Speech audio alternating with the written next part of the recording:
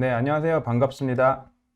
네, 자, 오늘 시청자분들 모여주셔서 감사드리고요. 오늘은 글로벌 소비 빅뱅이라는 주제로 미래에셋 자산운용과 순살이 함께 이야기를 나눠보는 이 소비재 섹터에 대한 투자 전략 이야기를 나눠보는 시간을 갖도록 하겠습니다. 시작하기에 앞서서 제 소개를 먼저 드리면 저는 주식회사 순살의 대표인 신기동이라고 하고요. 순살에 대해서 처음 들어보시는 분들이 계실 것 같아서 잠시 설명을 드리면 저희는 글로벌 금융경제 미디어 채널을 운영하고 있고요. 아침마다 이메일 뉴스레터 형태로 여러분의 이메일 함으로 간밤에 있었던 일, 그리고 최근에 있었던 산업 동향, 글로벌 경제 이야기 등을 이메일로 보내드리고 있으니 포털에서 검색해 보시면은 무료로 구독을 하실 수 있습니다. 저는 이제 그 전에는 계속해서 금융계에서 경력을 쌓아왔었고요. 그리고 이제 오늘 저와 함께 말씀을 나눌 이제 미래에셋 자산운용의 육진수 본부장님이 옆에 나와 계신데요. 안녕하십니까? 안녕하세요. 반갑습니다. 네, 반갑습니다. 육진수 본부장님께서는 이 자산운용 경력을 굉장히 오랫동안 가지고 계시면서 이제 오늘 말씀을 나눌 글로벌 소비 섹터에 대한 펀드도 직접 굉장히 크게 운용을 하고 계셔서 이 부분에 대해서 오늘 심층적으로 대화를 좀 나눠보는 시간을 갖도록 네. 하겠습니다. 네, 그래서 이제 오늘 말씀을 나눌 소비에 대해서 사실 잠시 이제 작년부터 네. 되돌아보면은 본부장님 팬데믹이 터지고 나서 언택트라고 해서 이제 비대면 회사와 이 네. 산업들이 좀 주목을 받고 그다음에 이제 2021년 들어서는 올 상반기에는 뭐 원자재 슈퍼사이클이다 하면서 네. 이제 뭐 원자재 쪽 이제 회사들이 좀 주목을 받았는데요. 맞습니다. 그러면 그 다음은 과연 뭐냐라고 했을 때 이제 이 부분에 이제 소비재 그리고 소비 시장에 주목을 하고 계신 분들이 많은 것 같아요. 맞습니다. 그래서 네. 이제 본부장님께서는 이 부분을 이제 어떻게 생각하고 계시는지 이런 이야기가 나온 배경이 어떤 건지 혹시 말씀을 해주실 수 있을까요? 네. 좋은 말씀 해주셨고요. 네. 작년 5월, 그러니까 이맘때죠. 네. 신문지상에 이제 대부분 다 언택트라는 새로운 신조어가 이제 많이 나왔던 것 같습니다. 그래서 저희 금융업계에서는 뭐 언택트 펀드를 출시한다는 등 여러 가지 언택트 관련된 얘기가 많이 났었고요. 네. 실제로 이제 언택트 관련된, 그러니까 종목으로 치자면 뭐 전자상거래, 그리고 뭐 소프트웨어, 이런 쪽 종목들이 이제 크게 상승을 했었었죠. 그렇죠. 예. 그리고 이제 11월 달, 백신 발표, 이제 정확히 이제 11월 둘째 주로 기억하는데, 그때 백신이 발표되고 나서 지금 이제 6개월, 한 7개월이 흘렀는데, 그때 이후로 이제 그 글로벌 관점에서 섹터별 수익률을 보면 1위가 뭔지 아세요, 혹시? 모르겠는데 어떤 에너지. 거죠? 에너지주. 2등이 네. 잘 모르시겠지만 네. 금융. 금융주. 3등이 소재입니다. 네, 음. 그러니까 저희는 뭐 언택트 시대에 뭐 어떻게 뭐 세상이 바뀐다고 했지만 네. 실질적으로 지난 6개월의 수익률은 저희가 좀 예상치 않았던 다른 쪽 그런 경기 민감주들의 성과가 되게 좋았던 것 같습니다.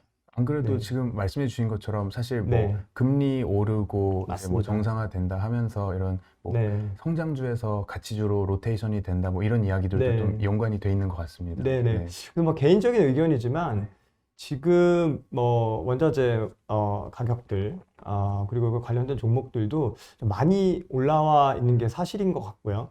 그리고 시장에 이제 많은 관심을 마치 작년에 언택트처럼 받고 있는 것 같습니다.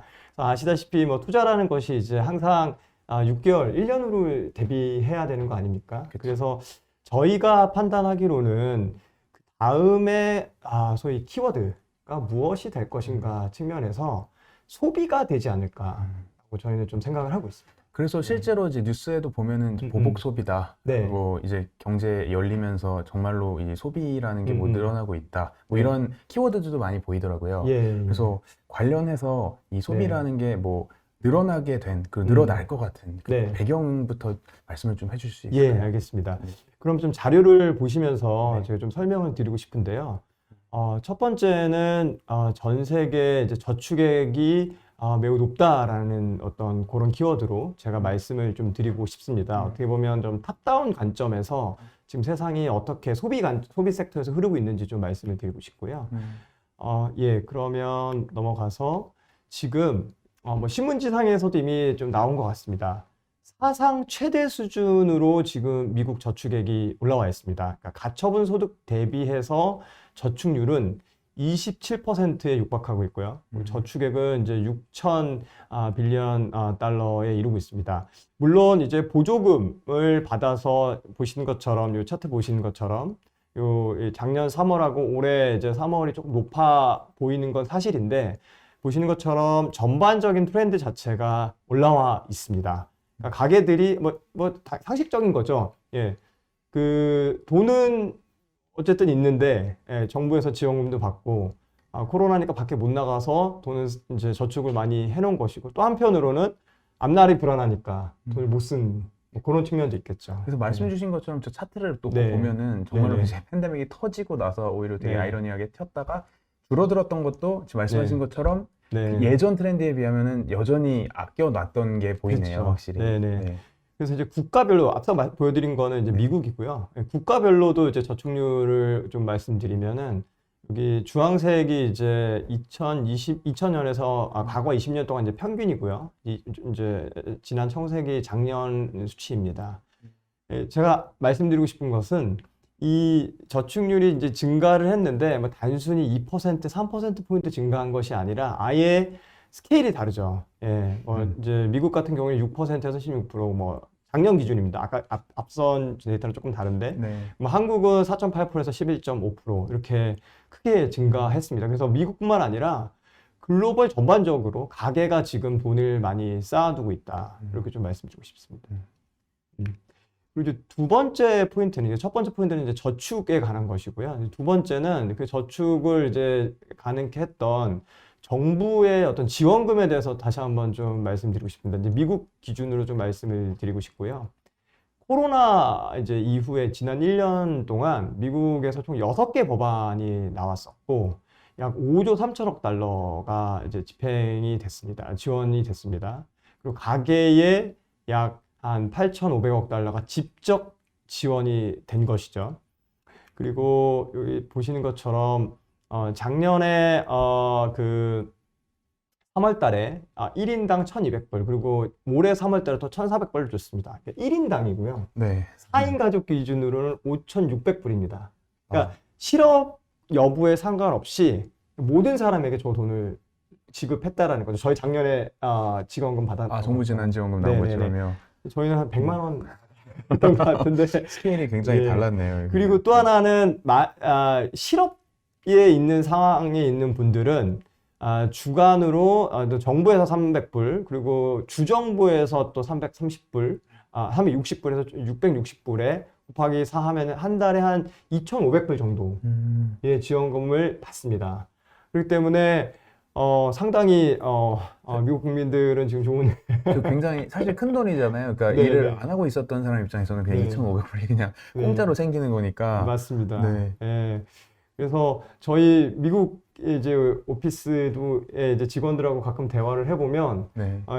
자기는 뭐 직장을 유지하고 있고 잘 열심히 일하고 있는데 갑자기 정부에서 가족 4인이라고 5,600불, 한돈 한 50만 원 되더라고요. 네. 받아서 어떻게 써야 될지 모르겠는데 뭐 가족 여행을 갈까 이런 얘기 하시더라고요. 근데 실제로 진짜로 네. 허술하게 좀 운영되는 것도 있는 것 같은 게 지금 말씀하신 것처럼 네. 사실 이제 시스템적인 제도가 뭐 준비가 안 된 상태에서 이런 게 네, 터지다 네. 보니까 맞습니다. 걸러서 주는 에너지가 더 드니까 일단 뿌리고 보는 맞습니다. 것 같더라고요. 네네네. 그래서 이제 세 번째 꼭지로 그러면 실제로 지금 어떤 저희가 이제 주로 보는 데이터들을 좀 보여드리고 싶은데요. 이제 가장 대표적인 게 소비 관련해서는 이제 컨퍼런스 보드의 소비자 심리 지수가 있습니다. 이게 이제 지난 한 15년 정도의 이제 차트를 보시는 것이고요. 지금 그러니까 3월 기준으로 4월에 발표된 3월 데이터 기준으로 122입니다. 예, 이런 수치들은 대부분 다 이제 100이 넘으면 좋은 상황이죠. 예, 그래서 작년 코로나 때 86까지 빠졌었고요. 그리고 이 120이라는 수치 자체도 절대적인 레벨에서 높은 수치입니다. 보시는 것처럼 이제 리만 사태 터지고 나서부터 이 100 근처에 회복하기까지 약 한 8년, 9년이 걸리지 않았습니까? 2016년 요 정도까지. 그래서 상당히 지금 소비자 심리가 급격히 올라오고 있다라는 걸 좀 말씀을 드리고 싶습니다. 되게 굉장히 중요한 지표들인 것 같아요. 네. 그래서 지금 이 말씀해주신 내용들을 이제 간략히 보면은 어쨌든 이제 팬데믹 이후에 쓸 데는 없는데 돈은 엄청 많이 풀렸고 네, 그런데 어쨌든 사람들이 이 돈을 어딘가에 또 쓰기는 써야 되니까 쓸데가 없지만 맞습니다. 이 네, 심리는 욕구는 이제 이렇게 억압되어 있어서 지수는 이렇게 많이 올라 있는 상태고 네, 네, 네. 네 그럼 네. 네, 그래서 또 재밌는 부분이 이게 이 차트가 보시면 맨 마지막에 이제 2월, 3월부터 급격히 상승하기 시작했습니다. 그러니까 이거에 함의하는 바는 뭐 저희 추측으로는 이제 백신이 본격적으로 보급된 게 이제 올해 초부터 아닙니까? 그래서 이제 백신을 맞고 본격적으로 이제 올라온 거 아닌가라는 생각이 들고요. 그리고 이제 요 차트는 3월부터 이제 올해 3월부터 급증한 이제 미국 카드 사용액입니다. 그 뱅크 오브 아메리카의 이제 데이터이고요. 이제 이렇게 말씀드리면은 당연히 기저 효과가 있으니까 이제 높아지는 거 아니냐, 맞는 말씀이고요. 그래서 이제 저희가 또 이제 19년 대비, 19년은 아무 일이 없었으니까요. 그때 뭐 제 기억으로는 경기가 그렇게 나쁘지 않았던 것 같습니다. 그렇죠. 네. 계속 회복세였죠. 네, 근데 19년 대비 20%가 상승을 했습니다. 그러니까 그 얘기는, 그러니까 연율화하면은 대략적으로 한 10% 정도 성장을 했다라는 뜻이고요. 카드 사용액 자체가 글로벌 GDP를 반영하기 때문에 높은 한 자릿수의 성장을 보이면 이제 좋은 거라고 얘기를 하거든요. 근데 그쵸. 그보다도 높은 한 10% 정도를 보였으니까 저희 입장에서는 상당히 소비가 강력하게 회복되고 있다. 이렇게 좀 해석을 할 수 있겠습니다. 그럼 이 수치들을 놓고 보면은 네.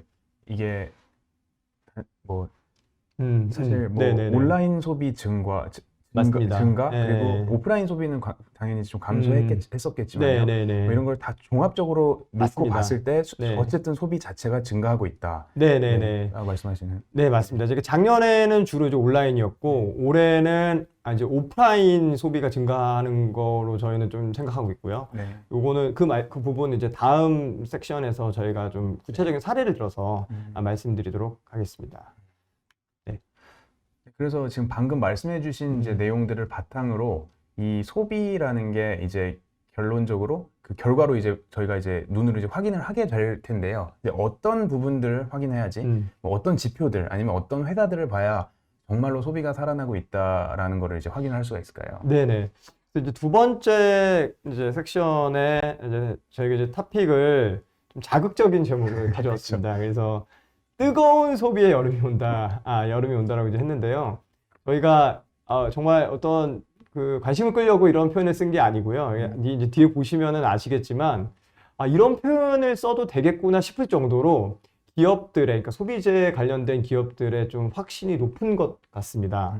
예, 그래서 좀 이제 하나씩 기업의 사례를 들어서 앞서서는 이제 어떤 탑다운에서 말씀을 드렸다면 이번에 좀 바텀업, 그러니까 기업의 관점에서 어떤 얘기를 하고 있는지 좀 말씀을 드리고 싶습니다. 이제 소비의 가장 큰 바로미터는 이제 비자, 마스터카드입니다. 뭐 카드사 하면 잘 이렇게 좀 연계가 안 될 수도 있겠지만, 왜냐하면 제가 이제 소비재를 얘기하면 항상 사람들이 스타벅스 나이키만 생각하세요. 그렇죠. 이제 아무래도 맞닿아 있는 이제 제품들 위주로 생각을 하게 되니까요. 네네네. 근데 실제로 이제 비자 마스터 카드가 전 세계 마켓시어 그리고 아멕스까지 해서 90%를 갖고 있고, 이들의 결제 볼륨이 결국은 글로벌 소비를 나타내는 어떤 핵심 그 지표가 됩니다. 근데 이번 1분기 실적이죠. 4월 28일 날 실적 컨퍼런스 콜에서 CEO께서 뭐 이런 표현을 썼습니다. 여기 보시는 것처럼 그러니까 미래가 그러니까 very very bright하다고 표현했습니다. 그래서 제가 이 스크립트를 처음 보고, 미국은 참고로 이렇게 어닝 컨퍼런스 콜 하면 그 말한 거 그대로 이제 스크립트를 공유합니다. 한국도 한국이 좀 다르게. 근데 이제 이 CEO의 말씀에서 이런 그 very very라는 어떤 표현을 두 번이나 강조하면서까지 얘기하는 게 일단 너무 신기했고요. 그리고 이 D 부분에 extremely good trend for us라고 이제 얘기하고 있습니다. 근데 extremely라는 표현을 쓴 것도 상당히 의외였습니다. 그쵸. 제가 비자라는 회사를 오랫동안 봐왔고, 비자는 기본적으로 되게 안정적인 회사지 않습니까? 그쵸. 예. 그러니까 GDP 성장 대비해서 조금 더 성장하는 회사로 저는 생각하고 있었는데, 와, 이런 표현을까지 쓰는구나라고 했는데, 이제 그 기저가 보면은, 이제 뭐 19년 대비 당연히 이제 성장률은 높고요. 근데 해외 결제, 즉 이제 여행을 통한 결제가 여전히 마이너스 25%이다. 그런데도 불구하고 지금 19년 대비, 그러니까 아무 일 없었을 때 대비해서 16%가 성장했다. 그러니까 연휴로 하면 대략 8% 되겠죠.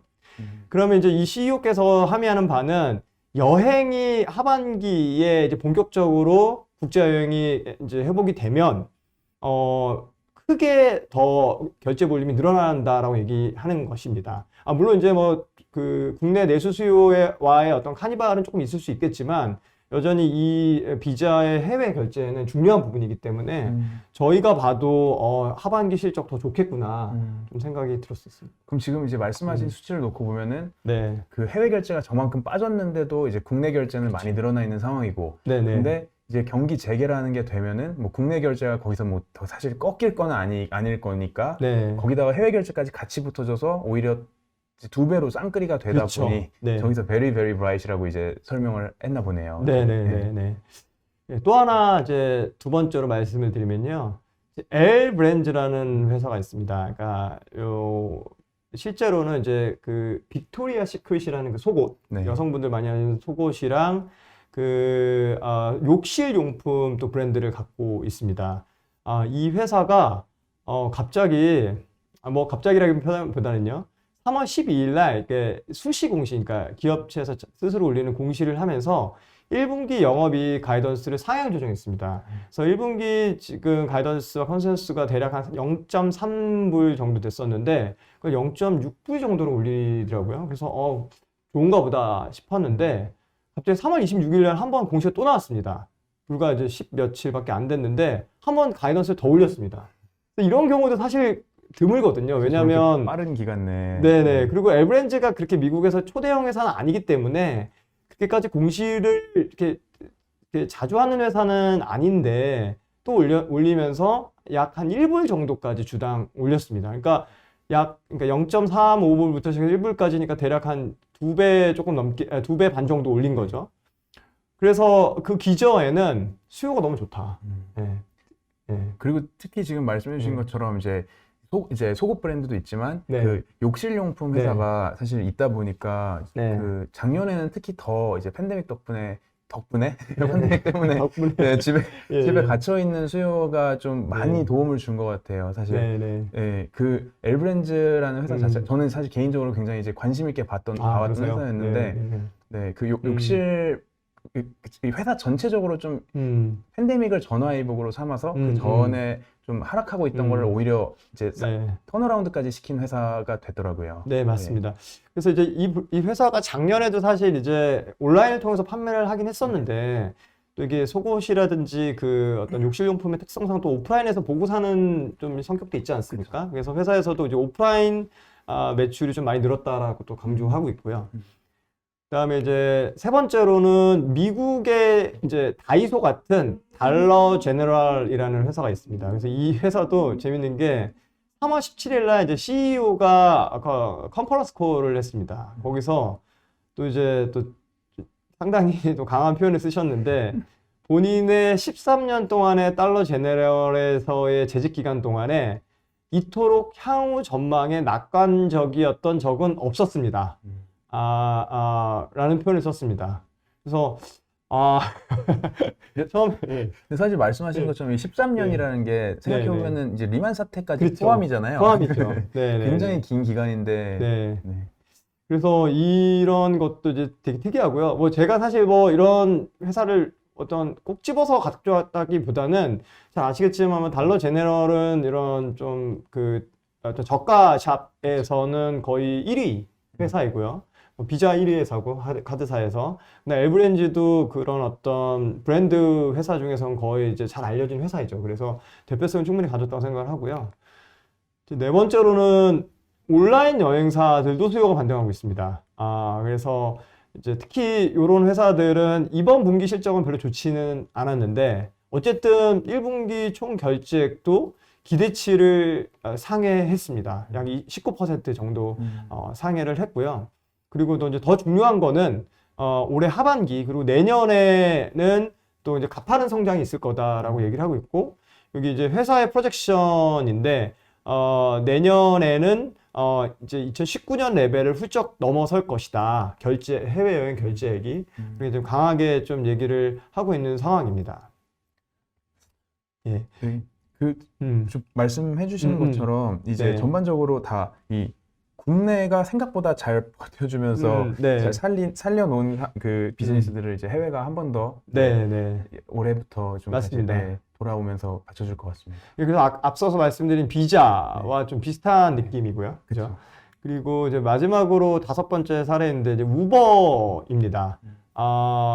그 우버도 이제 이번에 실적 발표를 했는데 물론 이제 실적은 별로 좋지는 않았습니다. 그래서 재밌는 또 부분이 물론 이제 여러 이유가 있겠지만 드라이버가 이제 운전자가 공급이 좀 부족하다고 합니다. 그래서 운전자를 모집하고 있다고 하고요. 그래서 이게 무슨 말인가 싶었는데 이제 백신 맞고 사람들이 이제 많이 돌아다니면서 이제 차량 공유 이런 차들에 대한 수요는 많이 증가하고 있는데 드라이버들이 여전히 어떤 코로나 걸릴까봐 쉽게 얘기해서요.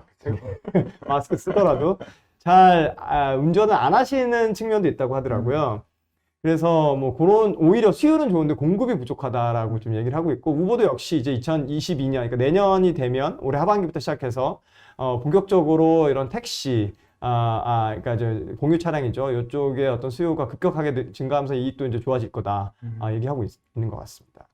여기서 좀 궁금한 게요. 네. 배달이 사실 지금 택시 결제보다 더 커질 정도로 엄청 커져 있는 상황이지 않습니까? 네네네네. 근데 이 배달이라는 건 또 이제 아까 이제 말씀 나왔던 네. 것처럼 이 팬데믹 특수를 좀 탔던 부분이 있을 거고요. 네네네. 그럼 그랬을 때 물론 이제 정상화가 되면서 이제 택시의 영업이 다시 올라오겠지만 네. 뭐 배달 부분에는 그러면 어떤 영향이 있을지 그래서 이제 이 소비 전체적인 소비로 봤을 때 이 합쳤을 때 어떤 식으로 흘러갈지에 대해서는 혹시 어떻게 생각하세요? 네네.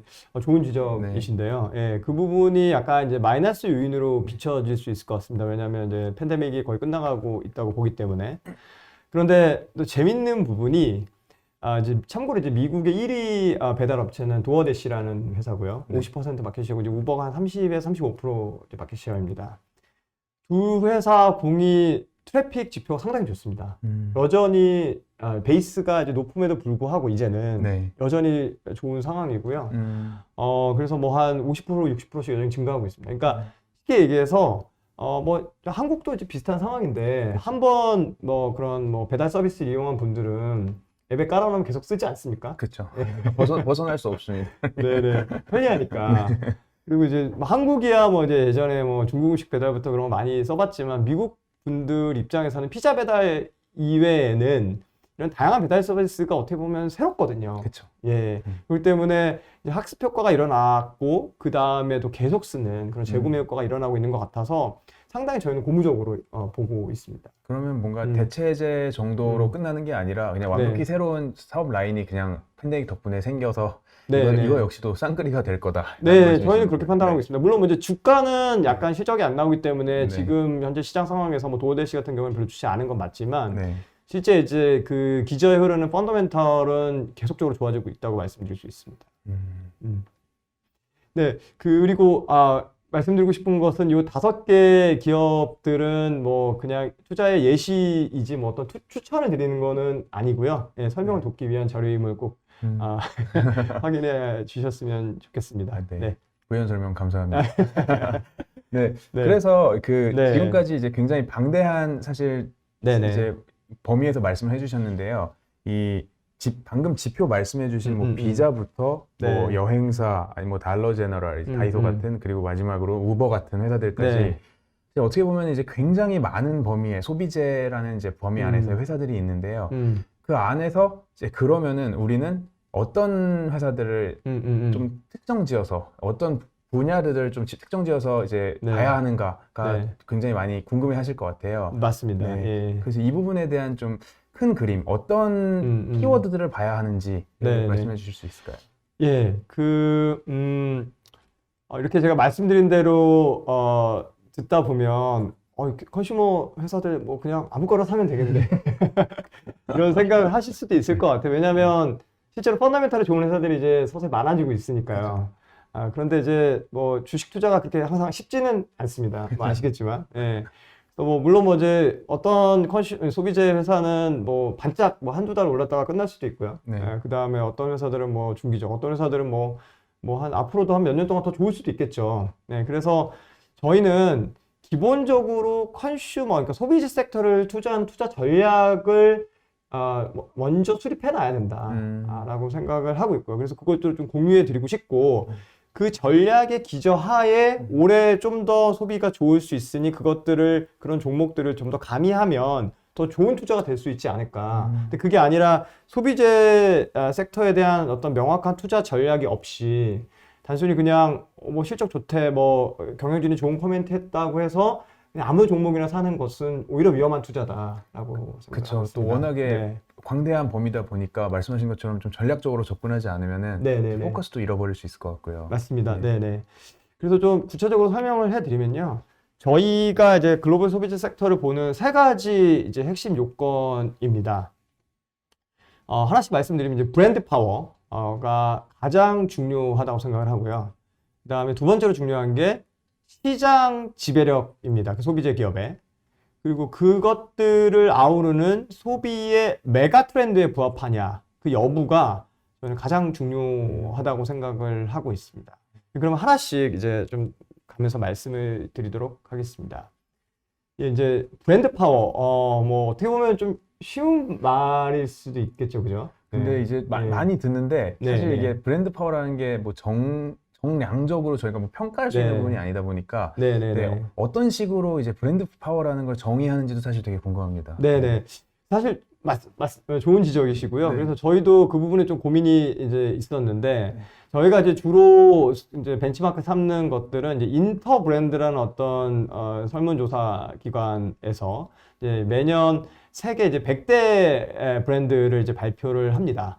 그래서 이제 그런 기업들을 주로 이제 저희가 보면서 브랜드가 높은 기업들은 어떤 특성을 지니고 있을까를 좀 이제 봤는데요. 재밌는 부분은 이제 여기 주황색이 그런 브랜드 가치 1등부터 이제 30등 이 어떤 인터 브랜드에 따르면 그런 기업들의 영업이익률은 평균적으로 20% 수준이고요. 세계 주식 평균은 참고로 10% 수준입니다. 그러니까 영업이익률이 높죠. 그리고 ROE, 즉 자기자본 수익률이 상당히 높습니다. 평균 25% 정도 ROE가 나오는 거죠. 그래서 ROE 25% 나오는 회사는 상당히 좋은 회사죠, 그죠? 네. 그래서 이제 그러면 이익률이 좋은데 이런 회사들을 가지고 이제 저희가 백테스트 이제 주가를 한번 그려봤습니다. 그래서 이제 벤치마크가 있고요. 가장 밑에 있는 게 이제 벤치마크입니다. 차트상. 그리고 이제 탑 100 종목들, 그러니까 1등부터 100등까지의 브랜드를 가지고 있는 종목들의 주가, 지난 10년 동안, 15년 동안, 그리고 이제 탑 30개의 종목들을 가지고 이제 주가를 그려보니까 상위 브랜드를 가치가 지닌 기업일수록 주가 성과가 확연히 좋았습니다. 네네. 확연히 좋았고요. 어찌 보면 당연하죠. 마진이 높고 그 자기자본 수익률이 높은 회사가 장기 수익률이 좋은 거는 뭐 그쵸. 당연한 거겠죠. 네. 그래서 저도 사실 지금 말씀해 주시는 거를 들으면서 생각을 하는 게 네. 이제 우리가 브랜드 가치 막 브랜드 파워 얘기하면 사실 네. 대표적으로 떠오르는 이제 회사 이름이 뭐 애플 같은 회사들이 맞습니다. 있잖아요. 네. 그래서 브랜드 파워가 높다는 거는 이제 그만큼 뭐 가격 네. 정책을 본인들한테 유리하게, 그러니까 맞습니다. 소비자 입장에서는 사실 네. 끌려다닐 수밖에 없게 만들 수 네. 있다는 거고, 네. 그 사실 아까 서두에 이제 말씀을 이제 나눴던 이 원자재 사이클, 원자재 이제 가격 슈퍼 사이클 관련해서도 이 소비재 회사들이 이제 사실 원자재 가격이 오르면 이제 비용이 올라가지 않습니까? 네네네. 그럼 이제 비용이 올라간 거를 이제 전가를 시킬 수 있어야 이제 성공적인 맞습니다. 소비자 회사가 될 네. 텐데, 네네. 이 브랜드 가치라는 게 사실 말씀해 주신 것처럼 사실 높아야 이 가격도 전가할 수 있고, 그런 식으로 이제 영업이익률을 계속 조절할 수 있는 게 아닐까, 뭐 이런 생각이 연결이 되네요. 네네. 정확한 지적이시고요. 예. 맞습니다. 그래서 영업이익률이 높은 거의 근거는 뭐 그냥 간단합니다. 마케팅 비용, 그리고 유통 채널에 쓰는 비용이 적게 드는 네. 거죠. 그쵸. 그리고 그 회사가 가격 정책을 어느 정도로 하면 소비자들이 웬만큼 다 따라 사니까요. 안 살 수 없게 만드는 네네. 제품들을 가져오니. 네. 네, 아쉽게도 이제 국내보다는 글로벌에 네. 이렇게 강력한 브랜드 파워를 갖고 있는 기업들이 많습니다. 네, 현실적으로. 예, 그리고 두 번째로 이제 넘어가서 저희가 또 중요하게 봐야 되는 포인트가 이제 시장 지배력입니다. 그래서 이제 결국은 시장 지배력은 어떤 제조 쪽에서는 규모의 경제 효과로 나타나고 인터넷이나 어떤 모바일 쪽은 이제 네트워크 효과로 이제 표출이 되는 거죠. 그리고 어떤 최종 소비단에서는 이제 가격 협상력이 좋아지는 것이고요. 그래서 예를 들어서 여기 차트에 나와 있는 것처럼 전 세계의 신용카드 사용 점유율, 그러니까 비자, 마스터, 아멕스가 거의 90%를 점유하고 있습니다. 그리고 이러한 세계 기업의 장기 성과를 보면 벤치마크 대비해서 지금 한 15년 데이터죠. 상당히 높습니다. 네. 당연히, 뭐, 어떻게 보면 당연한 거죠. 네네. 그래서 아까 말씀 잘 해주셨는데, 지금 분명히 좋은 회사들 있습니다. 그런데 원자재 가격 올라오면은 가격 협상력이 없는 회사들은 가격을 못 올리겠죠. 그렇죠. 그러면은 원가 압력 때문에 마진이 더 이상 확장되지 못하고 어쩌면 줄어들 수도 있겠죠. 그렇죠. 네. 그렇기 때문에 뭐 단순히 뭐 한두 달 이렇게 트레이딩 하실 게 아니라 그래도 중기적으로 바라본다면 앞서 말씀드린 브랜드 가치 그리고 시장 지배력이 얼마나 강력한지를 한번 꼼꼼히 따져봐야 되는 거 아닌가 생각하고 있습니다. 굉장히 중요한 말씀을 해주신 것 같습니다. 네네네. 그리고 이제 그것들을 이제 아우르는 가장 중요한 제가 하이라이트 해드리고 싶은 부분이 이제 아무리 좋아도 이 소비의 메가 트렌드에 부합하지 않으면 안 된다라고 저희는 생각하고 있습니다. 저희가 보기에 이 소비의 메가 트렌드는 여기 보시는 것처럼 첫 번째가 신흥국의 구매력 확대, 그리고 IT 기술을 접목한 소비 패턴의 변화, 그리고 이제 고령화 사회인데요. 이런 세 가지 요인을 어떤 장기 수혜를 받는 어떤 회사들 중에서 시장 지배력과 어떤 협상력이 좋은 회사들을 골라야 되는 거 아닌가라고 생각을 하고 있고요. 이것들을 좀 구체적으로 좀 말씀을 드리도록 하겠습니다. 첫 번째로 이제 소비력 신흥국의 이제 중산층 확대, 소비력 확대인데요. 이 전 세계 지도입니다. 그래서 자세히 보시면 이제 왼쪽이 2009년, 그러니까 회색이 2009년이고요. 오른쪽이 이제 2030년 예상치입니다. 그래서 이제 중산층이 어떻게 변하는지 인구가 나와 있는데 보시는 것처럼 아시아만 크게 증가하고 있습니다. 네, 압도적이네요, 정말로. 네네네. 뭐 당연한 거죠. 뭐 그쵸. 중국의 이제 인도까지. 소비력이 엄청 폭발적으로 증가하고 있고 인도도 마찬가지고. 그렇죠. 저는 개인적으로 한국도 소비력이 상당히 증가했다고 생각을 하거든요. 네, 저도 네. 동의합니다. 네. 네. 네. 저 10년 전에는 외제차 타는 거 특이한 일이었는데 요즘은 외제차는 길거리에 그냥 어딜 가든지 다 있다고 하고요. 뭐 백화점에 뭐 명품 살려면은 제품이 없어서 지금 못 산다라는 얘기가 들리더라고요. 뭐 네. 첫 차가 외제차인 경우도 사실 이제 굉장히 많아진 것 같고요. 네네. 네. 그래서 저희가 이제 이 첫 번째 키워드 메가 트렌드에서 이제 신흥국의 어떤 중산층 확대가 수혜를 받을 수 있는 기업들을 좀 잘 봐야 된다라고 생각을 하고 있고요. 그게 비단 뭐 꼭 아시아 기업일 필요는 없습니다. 뭐 유럽 기업, 미국 기업이라도 이런 쪽에 수혜를 받을 수 있는 게 분명히 있다고 생각을 하고요. 그리고 이제 뭐 당연한 도식이긴 하지만 이제 신흥국에서 중산층이 증가를 하면 이제 부유층들이 생기고 중산층이 생기겠죠. 그럼 부유층들은 고급 소비를 하고 뭐 명품 사고 고급 자동차 사고 그다음에 이제 중산층들은 생활용품 뭐 어떤 가전제품들을 많이 사면서 선순환을 일으키는 어떤 모습을 가지게 됩니다. 그래서 저희는 어떻게 보면 가장 중요한 소비의 트렌드라고 메가 트렌드라고 생각하고 있습니다. 그래서 지금 이제 말씀해주신 부분이 그 팬데믹 이전부터 있었던 사실 굉장히 긴 메가 트렌드를 이제 말씀해주신 것 같은데 네. 그 안에서도 특히 지금 이 페이지에서 보여주시고 계시는 네. 소비의 양극화란 부분은 이제 팬데믹을 타고 이제 훨씬 더 가속화가 이제 됐다고 예, 저도 이제 그렇게 하잖아요. 예. 네, 그래서 저도 이제 그 작년 올해 이제 얘기 나오는 것들을 보면은 정말 막 명품 회사들 이제 실적 좋고 하는 거 보면은 이게 좀 실제로 이제 운용을 하시는 측면에서 네. 네, 그 어떻게 이제 와닿으시는지 네. 네, 좀 궁금합니다. 어떻게 보고 계시는지. 더 가속화되고 있다고 생각을 하고요. 네. 뭐 그냥 예를 들어서 이제 LVMH라고 뭐 루이비통 그쪽 계열의 이제 명품 회사 같은 경우에는 뭐 밸류에이션 너무 비싸고요. 주가도 많이 올랐고 사실 그 회사 같은 경우에는 그런데도 이제 실적 발표 얘기 들어보면 너무 좋다고 합니다. 예. 그리고 뭐 제 이제 아는 지인이 이번에 결혼을 하는데 혼수를 준비하기 위해서 백화점에 갔는데 루이비통과 뭐 어떤 시계 브랜드들 네. 제품이 없다고 합니다. 전시된 제품이 없을 정도로. 예. 팬데믹도 막을 수 없었던 이 명품 소비 욕구가 네, 올라갔네요. 네, 그래서 좀 중요하게 보고 네. 있고요. 네, 두 번째로는 이 부분 꼭 좀 또 중요하게 강조드리고 싶은데 혹시 MZ 세대라고 들어보셨나요? 저는 이제 M에는 해당이 네. 되는데 네. Z 세대는 이제 개인적으로 사실 네. 만나본 적도 잘 없어요.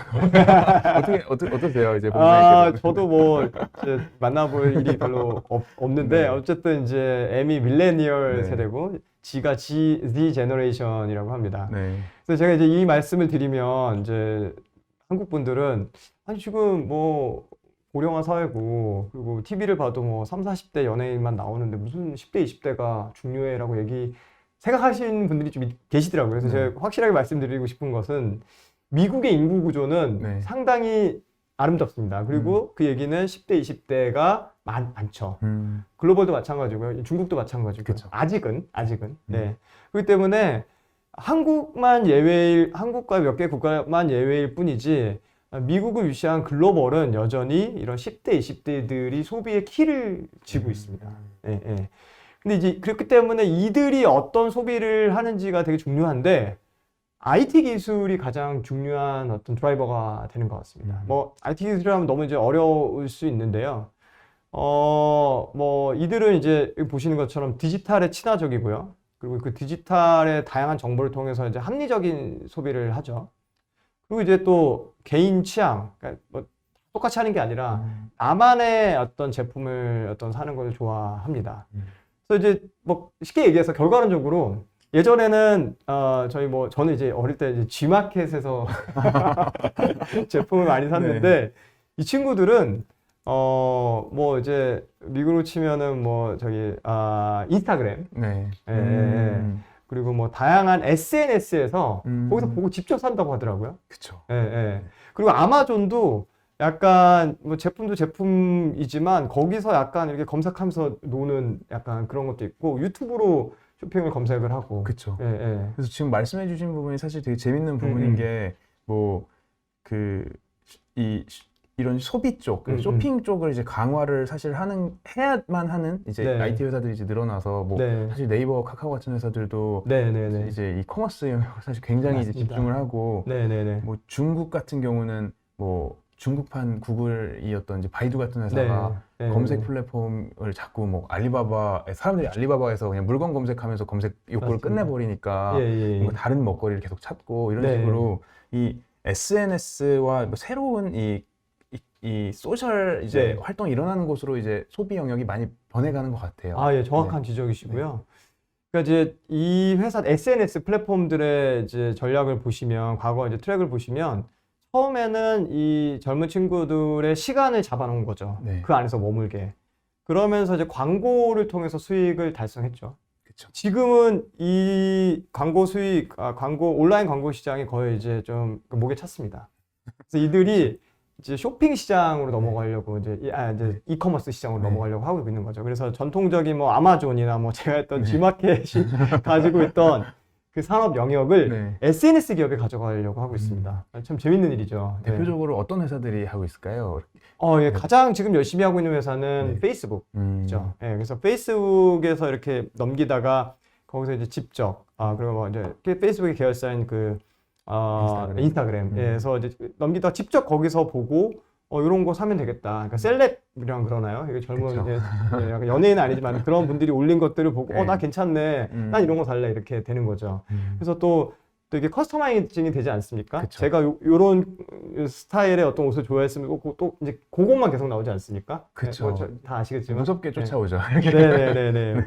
그래서 왜냐하면 또 이제 광고 시장 대비해서 이 쇼핑 시장이 한 5배에서 10배 정도 크기 때문에 거의 뭐 이런 SNS 기업 입장에서 노다지죠. 그래서 자꾸만 이런 MZ 세대로 하여금 SNS에서 머물게 하고 거기서 소비를까지 원스톱으로 하게끔 하는 게 그들의 목표이고 실제로 그렇게 가는 것 같습니다. 저희 판단에는. 네네. 그렇기 때문에 상당히 중요한 임플리케이션이라고 생각을 하고 있습니다. 그쵸. 그리고 이제 예전에는 뭐 검색, 쇼핑, 뭐 SNS 다 나뉘어 있었다 그러면은 맞습니다. 이 네. 모든 게 그냥 네. 예를 들어서 컨텐츠라는 이름으로 묶어놓으면은 맞습니다. 모든 게 그냥 하나로 묶여서 나는 이런 네. 컨텐츠를 찾을 거야. 근데 그 컨텐츠 종류가 뭐 검색이야, 뭐 물건이야, 뭐 이런 식으로 나뉘는 것 맞습니다. 같더라고요. 예, 예. 네. 좀 세상이 빨리 변하는 것 같습니다. 예, 그래서 뭐 보시는 것처럼 뭐 이거 당연한 차트인데, 이제 많은 분들이, 전자상거래 이제 작년에 좋았으니까 이제 올해 끝난 거 아니야라고 생각하지만, 예, 지금 많은 시장의 기관들의 예측치는 계속적으로 이제 증가를 하는 것으로 예상하고 있고요. 여기 기저에는 이제 뭐 미국도 미국이지만 어떤 신흥국들, 제3 이머징 국가들의 전자상거래도 크게 올라오고 있는 것이 또 특징입니다. 예, 예. 네, 그리고 이제 세 번째로는 마지막 이제 또 메가 트렌드인데요. 고령화입니다. 고령화 저희는 상당히 중요한 또 주제로 보고 있고요. 물론 되게 다 중요하지만 이제 투자의 관점에서는 또 더 중요하다고 볼 수 있습니다. 왜냐면은 앞서 말씀드린 뭐 그런 신흥국 소비라든지 이런 뭐라 그러죠? 그 아까 IT 기업들, SNS 이런 기업들은 주가 자체가 많이 올라 있습니다. 예, 예. 그런데 고령화 결국 이제 헬스케어 기업들이죠. 헬스케어 기업들은 주가가 거의 안 올랐습니다. 물론 올랐죠. 전 세계 주가가 다 올랐기 때문에. 그렇지만 IT 섹터나 다른 섹터 대비해서 헬스케어 섹터는 상대적으로 좀 적게 올랐습니다. 그런데 이제 보시는 것처럼 인구 구조가 고령화 지속되고 있고요. 뭐 고령화는 뭐 피할 수 없는 현실이고요. 예, 예. 그래서 이제 결국은 핵심은 그거죠. 아까 앞서 1인당 신흥국의 중상층 확대랑 또 연계되는데 의료비 지출이 많아진다라는 뜻이고요. 의료비 지출이 많아지면은 또 이제 약을 많이 소비하게 되고 기존에는 없었던 약들, 예를 들어서 지금 알츠하이머 약 없지 않습니까? 예, 치매 약들 없지 않습니까? 그쵸. 그런데 그런 거에 대한 니즈가 많이 생기겠죠, 더. 예, 음. 예.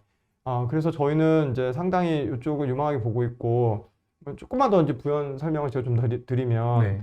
예를 들어서 지난 5년 동안 필라델피아 반도체 지수, 즉 IT의 이제 핵심 지표인 그 지수는 필라델피아 반도체 지수는 한 4배 정도 제 기억에 맞다면 올랐습니다. 근데 이제 그 헬스케어 관련된 지수는 2배도 채 오르지 않았습니다. 예. 왜 그랬을까요? 그러니까 저희가 가장 중요하게 보는 거는 이제 규제 우려죠. 약가 인하 결국은. 네네. 약 가격 인하라는 건 뭐 네. 규제를 통해서 약값을 못 올리게 막는다 네, 이런 맞습니다. 개념이에요. 뭐 네. 그 임상이라는 것을 통해서 약을 이제 만들고 그 약이 한 15년 정도 개발을 통해서 만들어지기 때문에 제약사는 이제 특허로 보호를 받습니다. 그렇기 때문에 가만 놔두면은 자연 독점이 되는 거죠. 그쵸. 네네. 20년 동안. 그렇기 때문에 정부 입장에서는 어떻게든 약가를 좀 낮추도록 하는 게 정부의 목적이고요. 뭐 저도 뭐 제가 만약 정부 관리자라면 그런 생각 할 것 같습니다. 약이 너무 비싸니까. 저 헬스케어는 네. 진짜 이렇게 말씀하신 것처럼 네. 뭐 복지와 너무 연관되는 영역이다 네. 보니 그 네, 네. 단순 경제 논리로는 어려운 부분들이 있을 것 같아요. 네네네, 맞습니다. 그런데 자세히 보시면 지금 2013년, 12년 이때 아마 혹시 이제 기억나시는 분들 계실지 모르겠지만 길리어드 사이언스에서 이제 그 C형 간염 치료제 나왔고요. 2014, 15 이때 이제 그 머크에서 키투르다 나왔고요. 그 다음에 뭐 에피가 뭐 그 이제 대형 글로벌 빅파마에 대해서 말씀드리는 그렇죠. 겁니다. 뭐 폐암 치료제 이런 것도 이제 나오면서 이제 계속적으로 블록버스터 약이 있었는데 지금은 약이 약간 없는 구간입니다. 블록버스터 약들이. 근데 이제 일반적으로 제약 그 섹터가 블록버스터 약들이 출시될 때 주가가 이제 가파르게 상승하는 경향이 있는데 저는 뭐 예단하기는 어렵지만 앞으로 한 2, 3년, 길게는 5년 사이에 이제 또 사이클상 그런 새로운 좋은 약들이 많이 나올 것이고 새로운 약, 그러니까 기존에 없었던 약인데, 그러니까 그 질병, 그러니까 소위 충족시키지 못했던 수요를 충족시키는 약이 나왔을 때 정부가 네. 그렇게 적극적으로 그 약가를 인하를 못합니다. 왜냐하면 그 개발한 사람들의 어떤 그런 저작권, 그 어떤 그런 지적재산권도 인정을 해줘야 되지 않습니까? 그렇죠. 그래서 아마도 그 사이클이 올 가능성이 높지 않을까라는 좀 큰 그림에서 그런 생각을 갖고 있고요. 예, 뭐 그거와 별개로 이제 고령화는 또 이제 중요한 테마. 그렇죠. 예, 예. 그리고 이제 규제 말씀하셔서 이제 저 한 가지 더 여쭙고 싶은 게 그 이 헬스케어 고령화 이 영역에서 이제 사실 뭐 원격 의료나 이런 네. IT 테크가 들어간 이 헬스케어 분야도 사실 네. 이제 미래에 굉장히 유망한 분야인데 물론 네, 약에 비하면 아직은 굉장히 네. 없다시피 한 시장이지만 맞습니다. 근데 이 부분에 대해서는 이게 어떻게 생각하세요? 이거는 아직은 좀 먼 미래의 이야기일지 아니면 이것도 좀 그 생각보다 근 시일 내에 이 주요 소비재 영역으로 이제 성장 동력으로 작용할 수 있을 것 같으신지. 저는 네. 되게 좋은 지적하셨는데요. 네. 헬스케어 내에서 그 부분, 원격 의료 관련된 부분은 상당히 높게 평가하고 네. 장기 고성장이 나올 수 있는 영역이라고 생각하고 있습니다. 근데 이제 더 저희가 집중해서 보는 부분은 중국의 원격 의료를 좀 더 보고 있고요.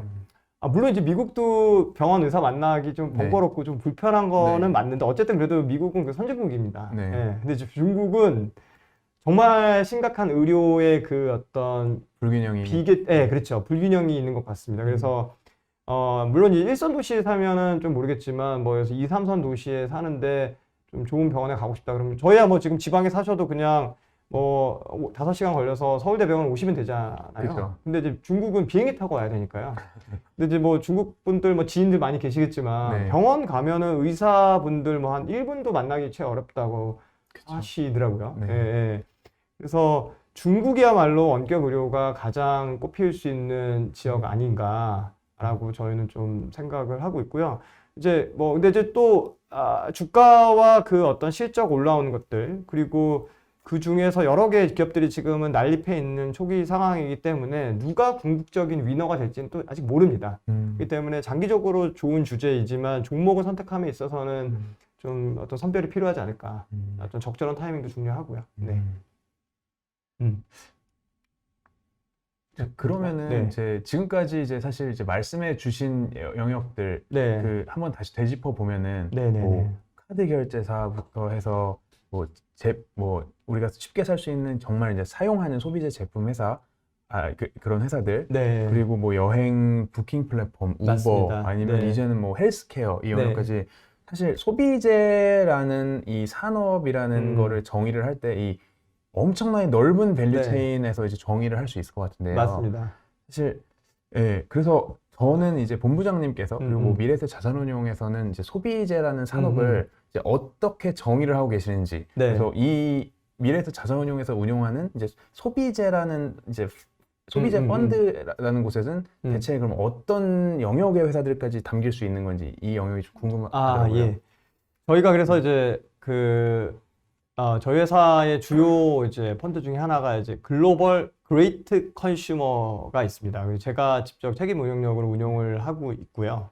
저 여기서 하나만 잠깐 여쭤보고 싶은 게 네. 저 글로벌 컨슈머 펀드라는 거는 네. 제가 이해가 가는데 저 그레이트라는 네. 단어는 이게 물론 이제 너무 좋은 궁금해서 여쭤봤습니다. 네. 어떻게 들어간 건지. 그러니까 컨슈머라고 하면 앞서 말씀드린 것처럼 뭐 나이키, 스타벅스, 뭐 아니면 레스토랑 체인들 네. 정도만 생각하시는 것 같아요. 네. 근데 이제 잘 지적해 주셨지만 네. 컨슈머의 개념은 저희는 상당히 넓다고 생각합니다. 그래서 저희는 뭐 펀드 운용도 그렇고 실제로 저희가 컨슈머 섹터로 정의를 할 때 소위 이제 광의의 컨슈머 섹터에 투자하고 실제로 광의 컨슈머가 유망하다고 얘기하고 있습니다. 그러니까 이제 컨슈머 sek터, 그러니까 통상적으로 이제 컨슈머 섹터라고 하면 말씀드린 그런 식료품, 뭐 어떤 체인점들 이런 것들인데요. 말씀하신 헬스케어, 또 저희는 소비재라고 생각을 하고요. 왜냐하면 저희가 그 시간과 어떤 비용을 들여서 어떤 제품과 재화를 소비하는 거 아닙니까? 약도 저희가 소비하지 않습니까? 그렇죠. 전 세계 그 많은 분들이 당뇨, 고지혈, 고혈압 약을 이제 드시면서 매일 드시죠. 그쵸. 예, 저희 부모님도 매일 드시는데 매일 드십니다. 예. 그러니까 어떻게 보면은 칫솔 치약보다도 더 많이 저희가 접하는 게 약인 거죠. 예, 이제 고령화로 갈수록. 그렇기 때문에 헬스케어도 중요하다고 생각을 하고요.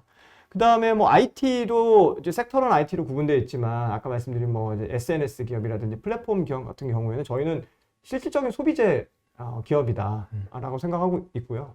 애플도 소비재 기업이라고 생각을 하고 있습니다. 그쵸. 방금 말씀하신 것처럼 이제 말씀 듣다 보면은 이제 이 워렌 버핏이 말한 게 떠오르는데 이번에도 이제 실적 발표 나와서 이제 애플을 거의 소비재형라고 네. 분류를 하더라고요. 네. 이거는 뭐 뗄래야 뗄 수 없는 들고 이제 계속 쓸 수밖에 없는 제품이다. 네.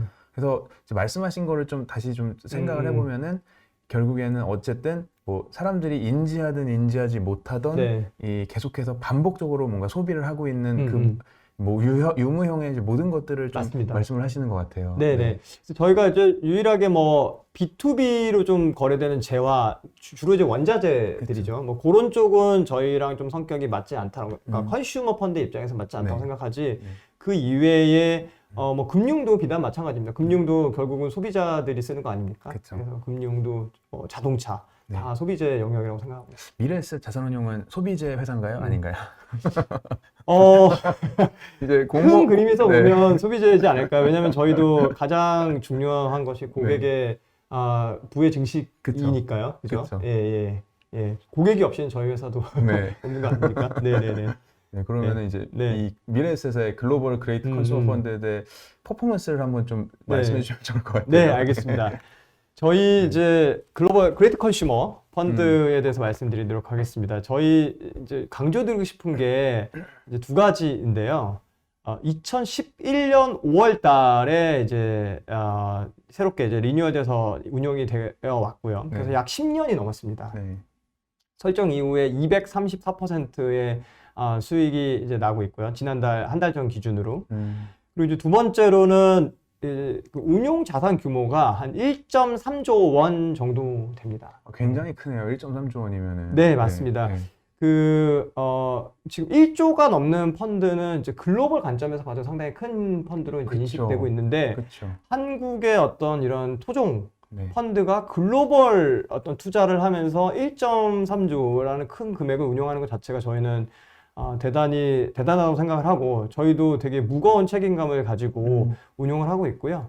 그리고 이제 실질적으로 이제 퇴직연금 쪽의 어떤 고객분들이 또 많이 가입을 하신 것으로 좀 알고 있습니다.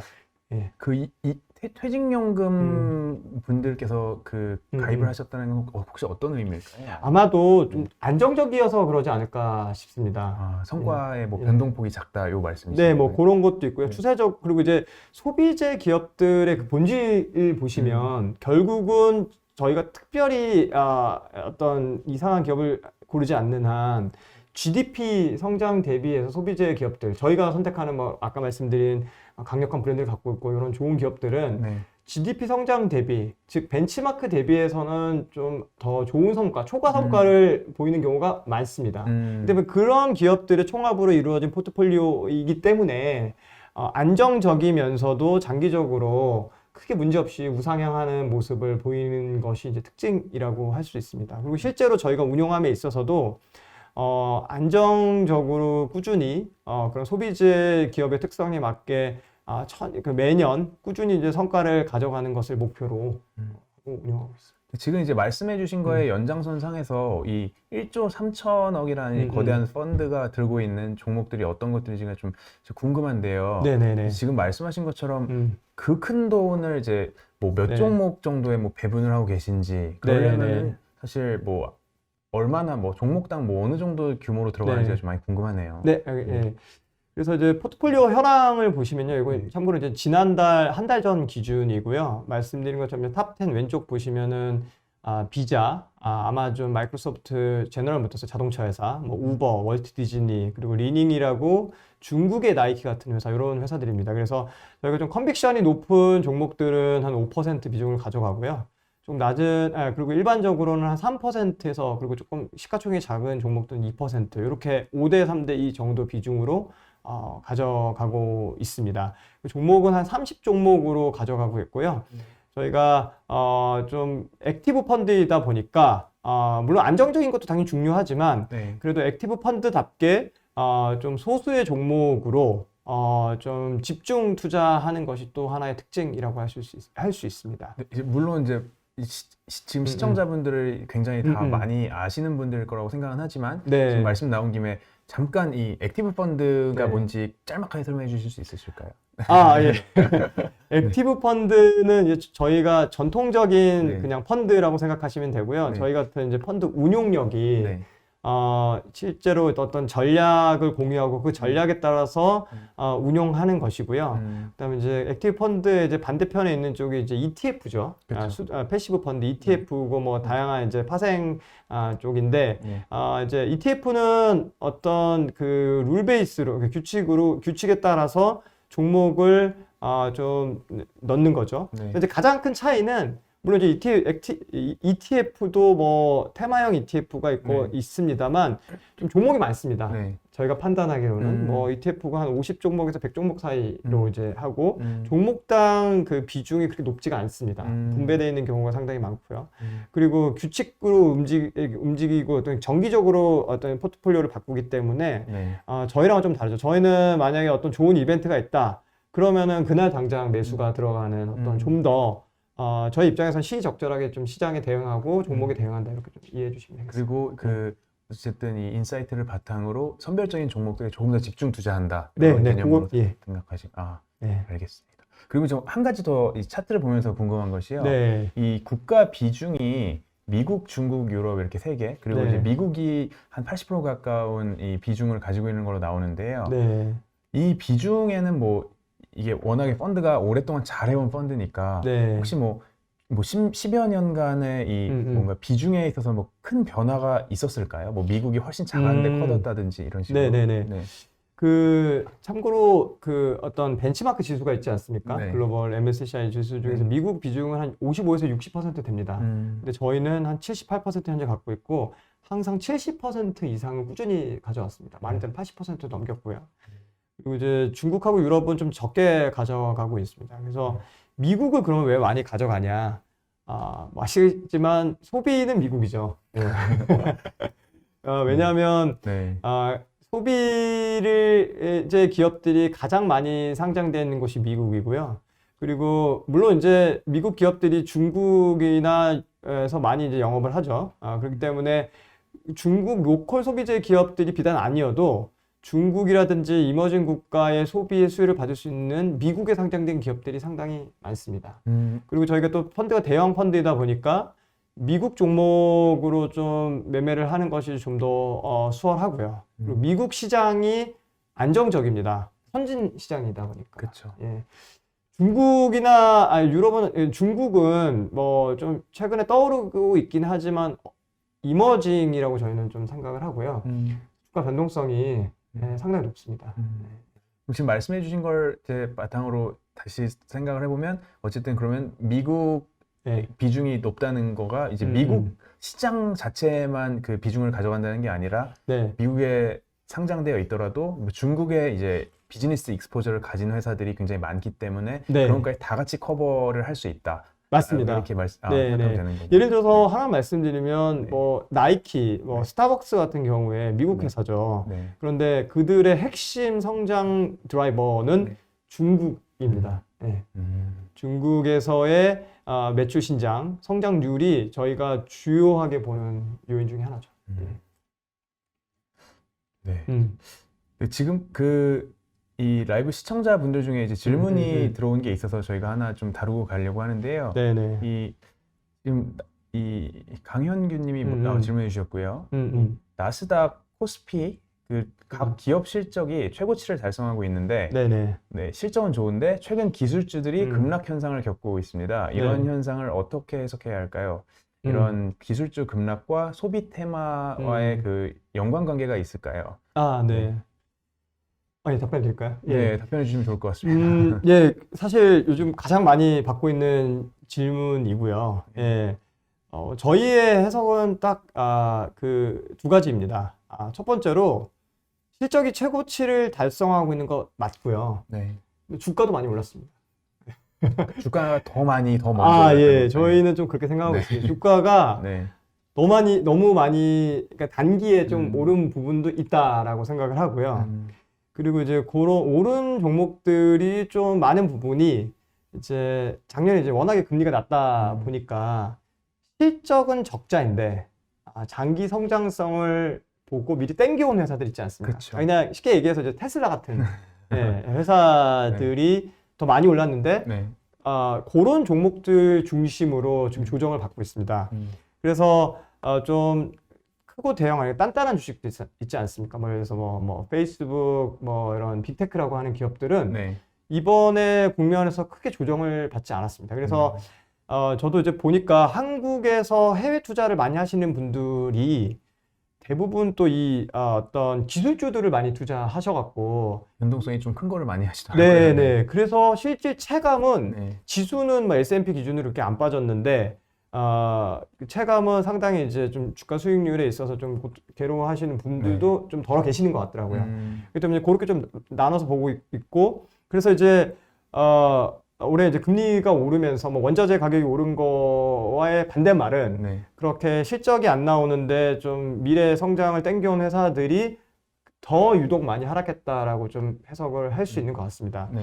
그래서 이제 소비에 미치는 영향은 물론 있죠. 왜냐하면 아까 말씀드린 것처럼 지금 그 저희가 소비의 중요한 테마로 보는 IT 회사들 중에 지금 실적이 안 나오는데 좀 장기 성장성이 너무 좋은 회사들도 분명히 있습니다. 그쵸. 저희 펀드에도 좀 일부 뭐 담아 놨었고요. 물론 뭐 최근에 편출도 좀 했습니다만 그런 기업들 같은 경우에는 좀 소비 테마에 있으면서 좀 주가가 크게 많이 하락한 것이고 또 바이오도 마찬가지입니다. 바이오도 어떻게 보면은 또 미래 성장 땡겨온 기업들이 많기 때문에 그렇죠. 저희가 이제 바이오 헬스케어 기업들도 좀 담고 있는데 그런 기업들도 좀 약간 많이 좀 주가가 하락한 모습을 보였다고 생각을 합니다. 근데 이제 그러면 이게 어떻게 될 거냐 결론은 그러니까 저희는 하반기로 갈수록 어떤 성장주 기술주의 측면에서 말씀을 드리면 뭐 제가 뭐 이제 매크로 측면에서 말씀드릴 입장은 아니지만 만약에 금리가 그냥 지금 시장의 컨센서스대로 뭐 빠지지 않고 그냥 점진적으로 우상향한다라고 놓고 보면 예전처럼 그렇게 미래의 실적을 땡겨오는 그런 적자 기업들보다는 좀 단단한 기업들 있지 않습니까? 퀄리티 기업들이라고 하는데 그런 성장주 내에서도 그런 기업들, 소비주 내에서도 그런 좀 퀄리티 기업들이 좋을 것으로 보고 있습니다. 앞서 그 원자재 가격 오르는 거 말씀해 주셨는데 그런 퀄리티 기업들이야말로 가격 전가를 할 수 있기 때문에 하반기에 네. 예. 그 이번에 또 저희가 컨퍼런스 콜 들으면서 또 공통적인 부분이 지금 너무 좋은데 하반기에 가격을 올려야 될 것 같다라고 또 말씀하시거든요. 많은 경영진들이. 실제로 뭐 P&G 같은 데서도 뭐 기저귀값 엄청 올렸다고 하고 네, 네, 네. 올리더라고요 가격들을. 네네네. 그래서 분명히 그 중에는 가격을 올릴 수 있는 기업과 네. 못 올리고 결국 가격 올리긴 했지만 결국 디스카운트해서 싸게 재고를 빼는 기업들도 분명히 있을 겁니다. 네. 네네네. 네. 네, 그 오늘 긴 시간 동안 저희 이제 글로벌 소비 빅뱅에 관련된 이제 주제로 오늘 미래에셋자산운용 육진수 본부장님과 이제 말씀 나눠봤는데요. 오늘 이제 시청해주신 시청자분들 너무 감사드리고 이제 그 저희는 여기서 인사를 드리고 다음번에 또 다른 재밌는 주제로 한번 더 찾아뵙도록 하겠습니다. 감사합니다, 네. 본부장님. 감사합니다. 수고하셨습니다. 네, 수고하셨습니다. 네. 감사합니다. 네.